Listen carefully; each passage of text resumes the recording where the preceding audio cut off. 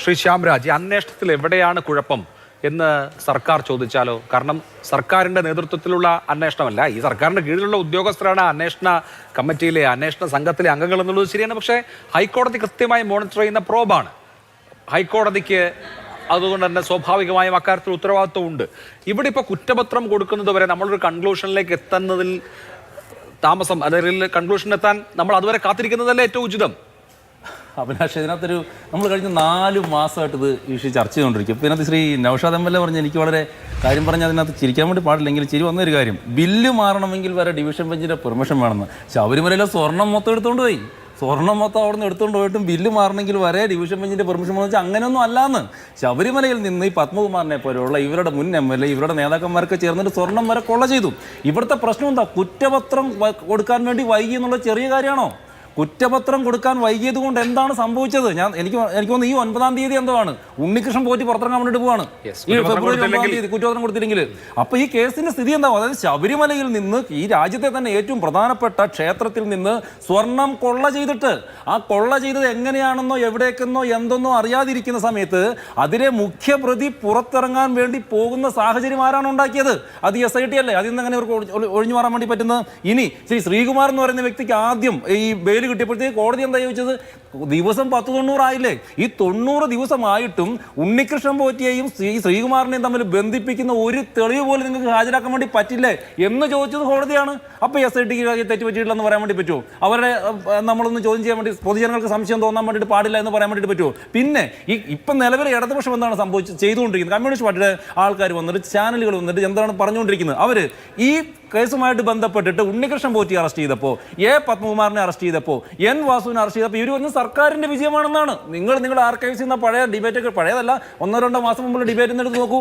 അതായത് ഇവിടെ ഈ പ്രതികളെ അറസ്റ്റ് ചെയ്യുമ്പോൾ സർക്കാരിന്റെ SIT, പ്രതികളെ അറസ്റ്റ് ചെയ്യാതിരിക്കുമ്പോൾ കോടതിയുടെ SIT. അതെങ്ങനെ 2 SIT ആവുന്നത്? ഒന്നുകിൽ ഇവർ ഇതിൻ്റെ ഉത്തരവാദിത്തമാക്കണം, അതായത് ഞങ്ങൾ കോൺസ്റ്റിറ്റ്യൂട്ട് ചെയ്ത SIT ആണ്, ഞങ്ങൾക്ക് അതിൽ ഉത്തരവാദിത്തമുണ്ട് എന്ന് അറസ്റ്റ് ചെയ്യുമ്പോഴും ചെയ്യാത്തപ്പോഴും പറയണം. അതില്ലെങ്കിൽ രണ്ടും പറയരുത്. ഇതിൽ നിന്ന് എങ്ങനെ ഒളിച്ചോടാൻ വേണ്ടിയിട്ട് പറ്റുന്നു? കാരണം അടിസ്ഥാനപരമായിട്ട് ആരാണ് ഭരിക്കുന്നത്? ദേവസ്വം ബോർഡ് ആരാണ് കൈകാര്യം ചെയ്യുന്നത്? ഈ കേസിൽ ശിക്ഷിക്കപ്പെട്ടിട്ടുള്ള മുഴുവൻ പ്രതികൾ ആരുടെയാണ്? ഇവരുടെ നേതാക്കന്മാരല്ലേ? ഒരു ചെറിയ ഏതെങ്കിലും ഒരു ഓഫീസിൽ ഒരു പ്യൂൺ തസ്തികകൾ പോലും കമ്മ്യൂണിസ്റ്റ് പാർട്ടിയെ പോലൊരു പാർട്ടി അവരുടെ സംവിധാനത്തിൽ നിയമിക്കുന്ന സംസ്ഥാനമാണ് കേരളം. അവിടെ ഇത്ര വലിയൊരു കൊള്ള ഇവരുടെ നേതാക്കന്മാർ അറിയാതെ, കമ്മ്യൂണിസ്റ്റ് ആൾക്കാർ അറിയാതെ നടന്നു എന്ന് വിശ്വസിക്കാൻ വേണ്ടി പറ്റില്ലാന്നേ. അപ്പോൾ ഇതിന് ഉത്തരം പറഞ്ഞേ പറ്റുള്ളൂ. ഏതൊരു രീതി ചിന്തിച്ചിട്ടുണ്ടെങ്കിലും, ഏത് രീതി ചിന്തിച്ചാലും, 1, കമ്മ്യൂണിസ്റ്റ് പാർട്ടിയുടെ നേതാക്കന്മാർക്ക് ഇതിനകത്ത് പങ്കുണ്ട്, 2, SIT ഇതിനകത്ത് വേണ്ട രീതിയിൽ അന്വേഷണം നടത്തിയിട്ടില്ല. ഇതിനകത്ത് ഇപ്പോൾ ഇവർ കൊണ്ടുവരുന്ന ഒരു നറേറ്റീവ് കോടതിക്കെതിരെ പറയുന്നു. എങ്ങനെ കോടതിക്കെതിരെ പറയുന്നതെന്ന് ഇവിടെ BJP തുടക്കം മുതൽ പറഞ്ഞൊരു കാര്യമുണ്ട്. അതായത് ഈ ഒരു SIT ആണ് അന്വേഷിക്കുന്നതെങ്കിൽ ഈ SITയെ സംസ്ഥാന സർക്കാർ സ്വാധീനിക്കാൻ വേണ്ടി സാധ്യതയുണ്ട്. അതല്ലേ സംഭവിച്ചിട്ടുള്ളത്? ബഹുമാനപ്പെട്ട ഹൈക്കോടതി എത്ര തവണ ചോദിച്ചു? ഇവിടെ പത്മകുമാറിനെ അറസ്റ്റ് ചെയ്തു, തന്ത്രി അറസ്റ്റ് ചെയ്തു. ഇപ്പോഴത്തെ അവസ്ഥ എന്താണ് കടകംപള്ളിയിലോട്ട് അന്വേഷണം പോകാത്തത്? അദ്ദേഹത്തിന് രഹസ്യമായിട്ട് ചോദ്യം ചെയ്തുവെന്നോ അത്തരം കാര്യങ്ങളൊക്കെ നിങ്ങൾ മാധ്യമങ്ങൾ റിപ്പോർട്ട് ചെയ്യുന്നു. അതിനപ്പുറത്തേക്ക് ഉണ്ണികൃഷ്ണൻ പോറ്റിയോടൊപ്പം അനവധി തവണ ഉണ്ണികൃഷ്ണൻ പോറ്റി വീട്ടിൽ പോയിട്ടുള്ള, ഉണ്ണികൃഷ്ണൻ പോറ്റിയുടെ വീട്ടിൽ പോയിട്ടുള്ള, അദ്ദേഹം പറഞ്ഞനുസരിച്ചാണെങ്കിൽ ഏതോ പിറന്നാൾ ആഘോഷത്തിന് എന്താണ് ഉണ്ണികൃഷ്ണൻ പോറ്റിയുടെ ബന്ധുക്കളുടെ വരെ വീട്ടിൽ പോയിട്ടുള്ള കടകംപള്ളിയിലേക്ക് അന്വേഷണം എന്താ എത്താത്തത്? അപ്പൊ അതിന്റെ കാരണമെന്ന് പറയുന്നത് SIT ഈ ഇത്തരത്തിലുള്ള സ്വാധീനിക്കപ്പെട്ടതുകൊണ്ടാണ്. അപ്പൊ അതുകൊണ്ട് ഈ ഒരു അന്വേഷണത്തിൽ ഒരു അമാന്തതയുണ്ട് എന്ന് പറയുന്ന യാഥാർത്ഥ്യം തന്നെയാണ്. ഇതിൽ നിന്ന് കോൺഗ്രസ് പാർട്ടിക്ക് ഒളിച്ചു മാറാൻ വേണ്ടിയിട്ട് പറ്റില്ല. കാരണം ഇതിലെല്ലാത്തിനും ഈ ഒരു സമരം, അവർ പറയുന്ന അവർക്ക് സമരം ചെയ്യണം. എന്താ സഭയിൽ ചർച്ച ചെയ്യാത്തത്? സമരം ചെയ്യാൻ എത്രയോ അവസരങ്ങളുണ്ട്. സെക്രട്ടേറിയറ്റിൽ കിടക്കുകയല്ലേ തിരുവനന്തപുരത്ത്, കേരളം ഒട്ടൊക്കെ എത്ര സ്ഥലമുണ്ട്. അവർ സമരം ചെയ്യില്ല. കാരണം എന്താ? അവർക്ക് ഈ വിഷയത്തിന് ഡെപ്തിലോട്ട് പോകാൻ താല്പര്യമില്ല. ഡെപ്തിലോട്ട് പോയിട്ടുണ്ടെങ്കിൽ അവർ ഇതിനകത്ത് പെടും. എങ്ങനെയാണ് ഈ 1.5 കോടിയുടെ പാത്രത്തിന് കണക്ക് പറയേണ്ടി വരും? എന്തിനാണ് സോണിയാഗാന്ധിനെ കാണാൻ വേണ്ടിയിട്ട്?